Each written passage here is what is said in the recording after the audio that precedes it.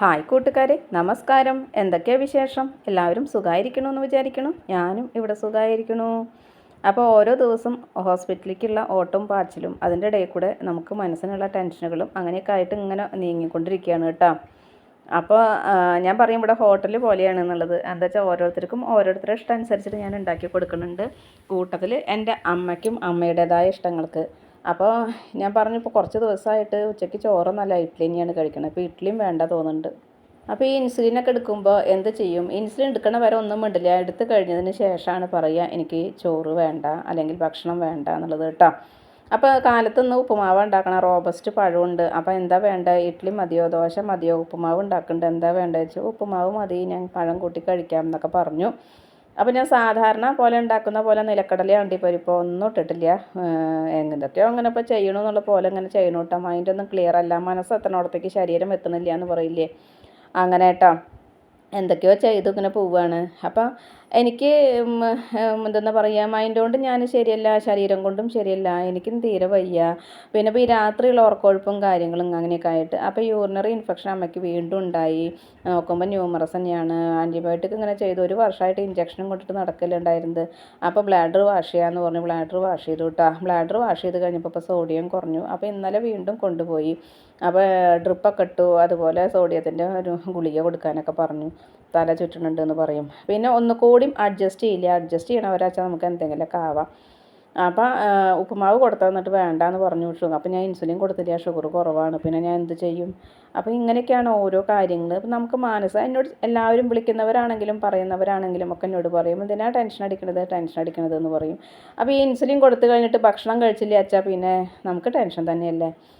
എനിക്ക് ഒരാളോട് പറയാനോ എനിക്കൊരാൾ സഹായത്തിനോ ഇല്ലാതെ ആകുമ്പോൾ ആ ഒരു വിഷമം എനിക്ക് ആരോട് എങ്ങനെ പറഞ്ഞ് മനസ്സിലാക്കേണ്ടതെന്ന് എനിക്കറിയില്ല കേട്ടോ.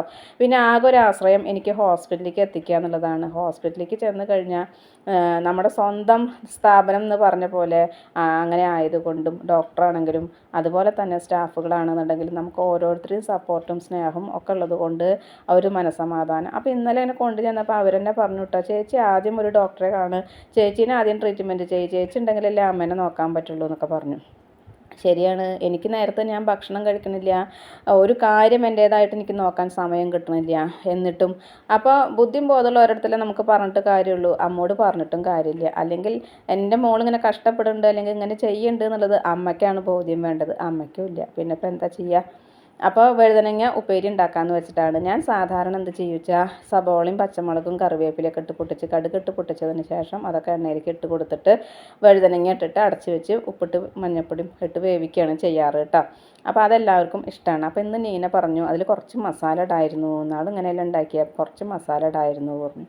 അപ്പം ഞാൻ ശരിയെന്ന് വിചാരിച്ചിട്ട് ഒരു നുള്ള് ഗരം മസാലയും കൂടി ഇട്ട് കൊടുത്തിട്ടാണ് ഉണ്ടാക്കുന്നത് കേട്ടോ. വഴുതന ഉപ്പേരി ഞാൻ നേരത്തെ പറഞ്ഞ പോലെ ഉണ്ടാക്കിയാൽ എല്ലാവരും കഴിക്കും, എല്ലാവർക്കും ഇഷ്ടമാണ് കേട്ടോ. അപ്പോൾ ഇങ്ങനെയൊക്കെ ചെയ്തു. അപ്പോൾ ഇന്ന് അമ്മയ്ക്ക് കഞ്ഞി കൊടുക്കാമെന്നാണ് ഞാൻ ഉദ്ദേശിക്കുന്നത്. കുടിക്കുമോ എന്നുള്ളത് അറിയില്ല. എന്തായാലും ഞാൻ എല്ലാ ഭക്ഷണങ്ങളും അമ്മയ്ക്ക് വേണ്ട രീതിയിൽ തയ്യാറാക്കി കൊടുക്കുന്നുണ്ട്. ഞാൻ പറയും അമ്മോട്, അമ്മയ്ക്ക് ഇങ്ങനെ ഒരു ബുദ്ധിമുട്ട് വന്നിട്ടുണ്ടാവില്ല നമ്മുടെ അമ്മയ്ക്ക് വേണ്ടിയിട്ട്, പക്ഷേ എനിക്ക് അങ്ങനെയല്ല എന്ന് ഞാൻ പറയും. കാരണം എന്താ വേണ്ടതെന്ന് പറഞ്ഞ് ഉണ്ടാക്കി കൊടുക്കുന്നതല്ല, ഒരു ദിവസം ഭക്ഷണം കഴിക്കുന്ന നേരത്ത് ചോദിച്ചിട്ട് ചെയ്ത് കൊടുക്കുന്നതാണ് ഞാൻ ചെയ്യുന്നത് കേട്ടോ. അപ്പോൾ അതുകൊണ്ടാണ് ഞാൻ അങ്ങനെ പറയുന്നത്. അപ്പോൾ അങ്ങനെ വഴുതനങ്ങ ഉപ്പേരിയും കാര്യങ്ങളൊക്കെ ആയിരിക്കുന്ന സമയത്ത് രുക്ക് പറഞ്ഞു സോഡിയം കുറഞ്ഞു കഴിഞ്ഞ് കഴിഞ്ഞാൽ പച്ച ഓമക്കായ കഴിക്കുന്നത് നല്ലതാണെന്ന് പറഞ്ഞു. അപ്പോൾ പച്ച ഓമക്കായ വെറുതെ ഉപ്പിട്ട് വേവിച്ചിട്ട് തിന്നണത് നല്ലത്, അതെല്ലാം കൊണ്ടും നല്ലതാണെന്നുള്ളത് പറയും. നമുക്ക് ഷുഗർ കുറയാനായിക്കോട്ടെ, അതുപോലെ തന്നെ മൂത്രത്തിൽ പഴുപ്പുള്ളവർക്കായിക്കോട്ടെ, അല്ലെങ്കിൽ സോഡിയം കുറയുന്നവർക്കായിക്കോട്ടെ. പക്ഷേ അമ്മയ്ക്ക് അമ്മയുടേതായ നിർബന്ധ ബുദ്ധികളുണ്ട്. ഭക്ഷണ രീതികളും അമ്മയ്ക്ക് ഇഷ്ടമുള്ളതേ ഉള്ളൂ. വായിക്ക് രുചിയുള്ളത് മാത്രമാണ് അമ്മ കഴിക്കുള്ളൂ. ഓട്സ് കഴിക്കില്ല, റാഗി കഴിക്കില്ല, അല്ലെങ്കിൽ മറ്റുള്ള എന്തെങ്കിലും ചാമ അങ്ങനത്തെ എന്തെങ്കിലും നമ്മൾ കൊടുക്കുകയാണെന്നുണ്ടെങ്കിൽ അതൊന്നും കഴിക്കില്ല. അപ്പോൾ ഡോക്ടറും എന്നോട് പറഞ്ഞു, ഞാൻ പറഞ്ഞു 2 ദിവസമായിട്ട് ഭക്ഷണം കഴിക്കാത്തിരി പിന്നാക്ക സാറേ എന്ന് പറഞ്ഞപ്പോൾ പറഞ്ഞു എന്നാൽ ഇങ്ങനെ കൊടുക്കൂന്ന് പറഞ്ഞു. ഞാൻ ഒന്നും മിണ്ടിയില്ല, കാരണം ഡോക്ടറോട് പറയുമ്പോൾ അവർക്ക് ദേഷ്യം വരണ്ട. അതൊന്നും ഇഷ്ടമില്ല കഴിക്കില്ല എന്നപ്പോൾ ഞാൻ പറഞ്ഞിട്ട് വല്ല കാര്യമുണ്ടോ? ആകെ ഞാൻ പറഞ്ഞില്ലേ ഇഡ്ഡലി മാത്രമാണ് ഒരു താല്പര്യം ഉണ്ടായിരുന്നത്. അപ്പോൾ അതും ഇപ്പോൾ വേണ്ട, പിന്നെ എന്ത് ചെയ്യും? ഇന്ന് എന്തായാലും ഞാൻ പൊടിയരി കൊണ്ട് കുറച്ച് കഞ്ഞി ഉണ്ടാക്കിയിട്ടുണ്ട്. അതുപോലെ തന്നെ ഈ വഴുതന ഉപ്പേരി ഉണ്ട്, പിന്നെ കറി മുളകുഷൻ ഇരിക്കുന്നുണ്ട് കേട്ടോ. അപ്പോൾ രുക്ക് ഇങ്ങനെ ഓമക്കായ വേഗം പോയിട്ട് പൊട്ടിച്ച് കൊടുത്തിട്ട് കഷ്ണങ്ങളാക്കിയിട്ട് തന്നു. അപ്പോൾ ആ കഷ്ണങ്ങളാക്കിയ ഓമക്കായ ഞാൻ എന്ത് ചെയ്തു, കുക്കറിലൊന്ന് വേവിച്ചെടുത്തു കേട്ടോ. നല്ല വേവുള്ള ഓമക്കായാണ് ഇവിടുത്തെ ഓമക്കായ, ഞാൻ നിങ്ങൾക്ക് കാണിച്ചിട്ടുമുണ്ട്. അപ്പോൾ ആ ഓമക്കായ കുക്കറിലവിടെ വേവിച്ചവിടെ വെച്ചിട്ടുണ്ട്. അപ്പോൾ വഴുതന ഉപ്പേരി തയ്യാറാക്കിക്കൊണ്ടിരിക്കുകയാണ്. അപ്പോൾ ഞാൻ ഉപ്പിൻ്റെ അളവും കാര്യങ്ങളൊന്നും എനിക്ക് എപ്പോഴും പറയാൻ കിട്ടില്ല. എൻ്റെ കൈ കൊണ്ടുള്ള ഒരു കമ്മച്ച കണക്കാണ് ഞാൻ ചെയ്ത് കൊടുക്കുക കേട്ടോ. അപ്പോൾ അതൊക്കെ നന്നായി ഇളക്കി കൊടുത്ത് അടച്ച് വെച്ച് വേവിക്കുകയാണ്. അങ്ങനെ നമ്മുടെ വഴുതന ഉപ്പേരി ഇവിടെ സെറ്റായി വന്നിട്ടുണ്ട് കേട്ടോ. നല്ല ടേസ്റ്റ് തന്നെയാണ്.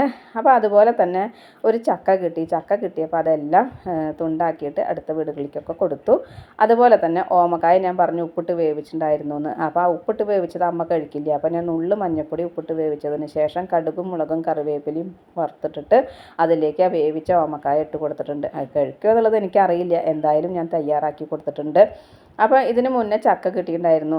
ഒരു തുണ്ടൻ ചക്ക ഒരാൾ തന്നതാണ്. അപ്പോൾ ഞാനത് കുക്കറിലിട്ട് വേവിച്ച് ഇവിടെ ഇതുപോലെ തന്നെ ചക്ക വരട്ടി വെച്ചിട്ടുണ്ട് കേട്ടോ. അപ്പോൾ ഇനി കുട്ടികളൊക്കെ വരികയാണെന്നുണ്ടെങ്കിൽ അവർക്ക് പായസം ഉണ്ടാക്കി കൊടുക്കാമല്ലോ. അപ്പോൾ അത് ചൂടാറിക്കഴിഞ്ഞ് നമുക്ക് ഫ്രിഡ്ജിലേക്ക് വെക്കാമെന്ന് വെച്ചിട്ടാണ്. അപ്പോൾ കണ്ണെത്തുന്നിടത്തേക്ക് മനസ്സെത്തുന്നിടത്തേക്ക് ശരീരം എത്തുന്നില്ല എന്ന് പറഞ്ഞ പോലെ ഓടിയിട്ട് ഞാൻ ഇങ്ങനെയായി. എനിക്ക് എന്താ പറയേണ്ടത്, എന്താ ചെയ്യേണ്ടത്, ചിലപ്പോൾ ഞാൻ ഇവിടെ ഒന്നും അല്ലാത്ത അവസ്ഥയിൽ കൂടെയാണ് കേട്ടോ. രാത്രിയും പകലും എനിക്ക് റെസ്റ്റ് ഇല്ലാതെ ഉറക്കമില്ലാതെ ഇങ്ങനെ ആയി തീരുമ്പോൾ ഞാൻ എന്തായി തീരും എന്നുള്ളത് എനിക്കറിയില്ല. എങ്ങനെയൊക്കെയോ ഞാൻ എഴുന്നേറ്റ് നടക്കുന്നുണ്ട്, അത്ര മാത്രമേ എനിക്കറിയുള്ളൂ. അപ്പോൾ ഒരുപാട് മാനസികമായിട്ടുള്ള വിഷമങ്ങളും കാര്യങ്ങളും. അപ്പോൾ എപ്പോഴും എനിക്കിങ്ങനെ ചിന്തിക്കണോടെ തോന്നുന്നുണ്ട്, കണ്ണിൽ ഇങ്ങനെ ഏത് നേരം ഇങ്ങനെ വെള്ളം ഒഴുകിക്കൊണ്ടിരിക്കുകയാണ്. അതായത് മാനസികമായിട്ടുള്ള ടെൻഷൻ കൊണ്ടാണ് തോന്നുന്നുണ്ട് കേട്ടോ.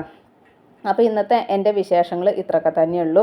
എൻ്റെ കൂട്ടുകാർക്ക് ഇഷ്ടമായി ഉണ്ടാവും എന്ന് വിചാരിക്കുന്നു. ഇഷ്ടപ്പെട്ട് കഴിഞ്ഞാൽ ലൈക്ക് ചെയ്യുക, ഷെയർ ചെയ്യുക. അതുപോലെ പുതിയതായി കാണുന്ന ഏതെങ്കിലും കൂട്ടുകാരുണ്ടെങ്കിൽ സബ്സ്ക്രൈബ് ചെയ്യാൻ മറക്കരുതേ. അടുത്തൊരു വിശേഷവുമായി വേഗത്തിൽ വരുന്നതാണ്. അതുവരേക്കും നന്ദി, നമസ്കാരം. നിങ്ങളുടെ സ്വന്തം ജോ. വീണ്ടും കാണാം. Bye, see U.